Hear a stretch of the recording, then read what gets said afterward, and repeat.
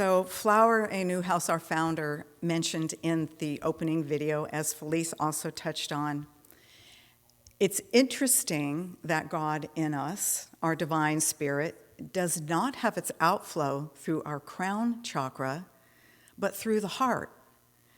The light flame of God's spirit monad, that's the entire spirit of God indwelling, always has its access to the heart chakra.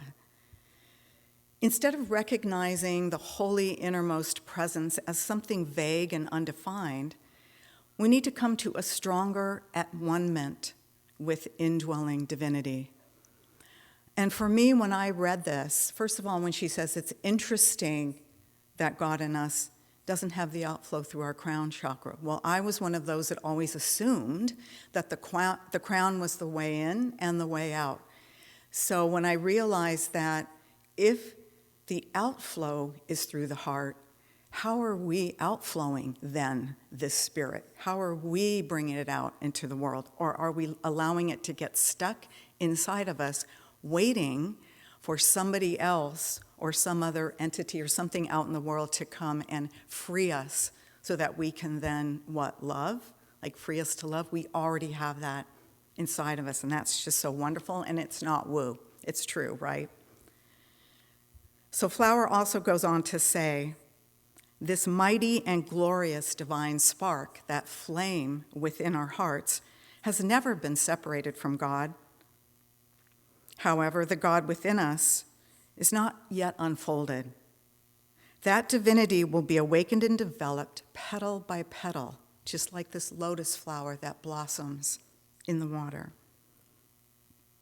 By our remembering it and bringing ourselves to God's care daily, not weekly, not yearly, every single day through our heart.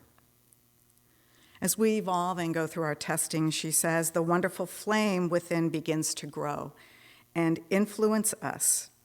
In its embryonic stage is the potential divinity of God, complete with the gifts of tremendous wisdom, love, intelligence, knowingness, and the ability to do whatever is necessary for the world. It's just as Christ told us, these things I do, you will also do, and even greater.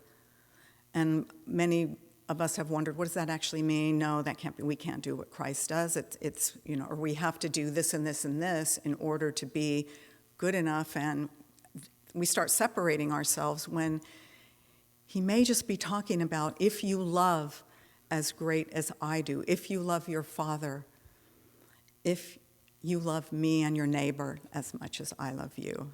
Therein it lies the gateway for us.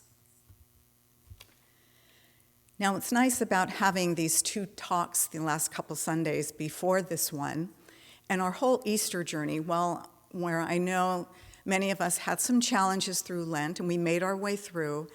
So I want to be able to weave in the mystical with the science and bring in what Reverend Lucy Wold introduced last week, was HeartMath, an institute that has spent 40 years researching the validity of the heart and how it can heal just simply through working on our coherence.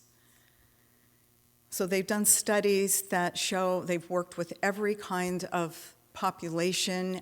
They started out measuring our heart rhythms, not just our heart rate, but the heart rhythm, which is the natural flow of our heart, and it's the beat or the pauses it takes between the beats, so it's those pauses in between. And what it shows us is that if we can come to a state of coherence, there is a natural flow. You can see here, so coherence is really synonymous with harmony and flow. So our heart, yes, it's beating, and you've seen the EEGs, it beats, but with coherence, it's a rounded, they're waves. They go up and they go down. So what's happening is through this opening up of appreciation and calm and patience, we are creating for our bodies this flow that impacts us psychologically, physiologically, neurologically, and even spiritually.